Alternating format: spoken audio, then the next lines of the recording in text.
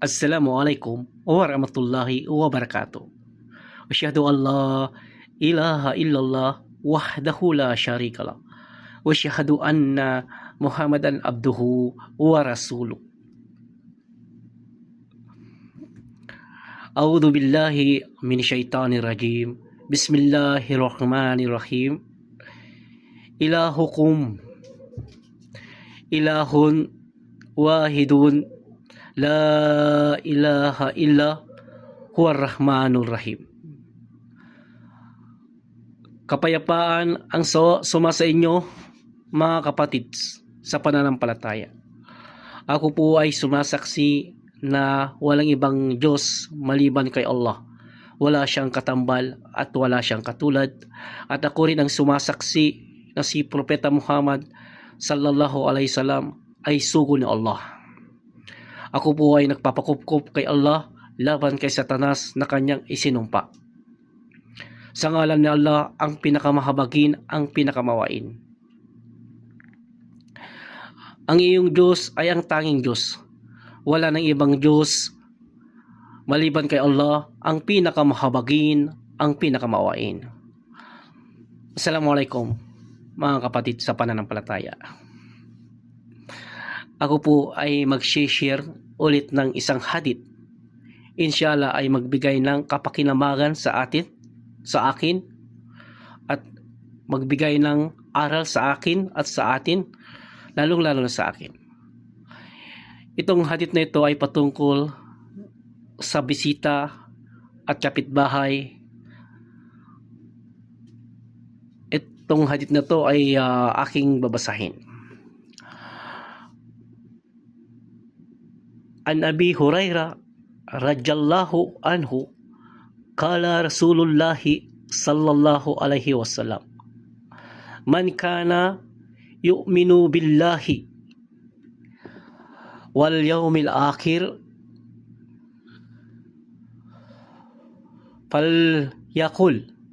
falyakul khairan aw liyasmut. Wa man kana yu'minu billahi wal yawmil akhir fala yu'di jarahu. Wa man kana yu'minu billahi wal yawmil akhir falyukrim dayfahu. Rawahu Bukhari. Ayon sa pinakamalapit na kahulugan sa Tagalog, ayon kay Abu Hurairah radhiyallahu anhu, sinabi ng Propeta Muhammad sallallahu alaihi wasallam, sino man ang nanampalataya sa Allah at sa huling araw, sino man ang nanampalataya sa Allah at sa huling araw ay magsalita ng mabuti o tumahimik na lamang. At sino man ang nanampalataya kay Allah at sa huling araw ay huwag maminsala sa kanyang kapitbahay.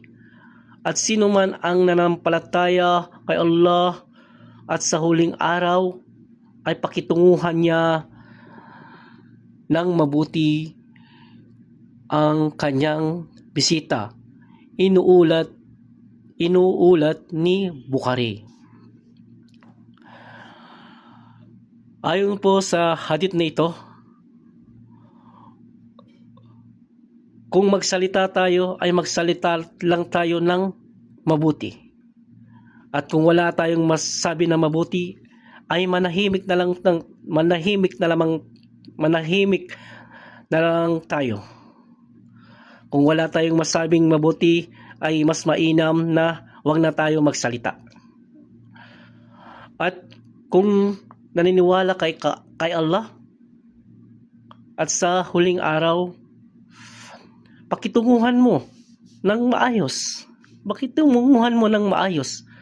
Ang iyong kapitbahay. Kaibiganin mo siya. Maging mabuti ka sa kanya. ayon sa katuruan ng Islam.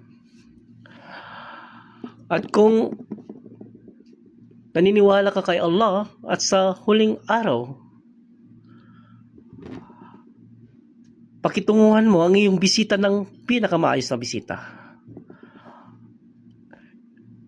Ang ganda ng ating relihiyon. Tinuturuan tayo ng maayos na pakikitungo sa tao. Inshallah ay magbigay ng kapakinabangan at aral sa atin ang maliit na hadith na ito. Kung ano man ang pagkakamali ko, ay humingi ako ng tawad kay Allah. Ako po ay nagbabalik kay Allah. Si Allah ay kaluwalhatian. Patawarin mo ko Allah sa anuman aking nasabi na pagkakamali. Subhanallahumma wa bihamdika.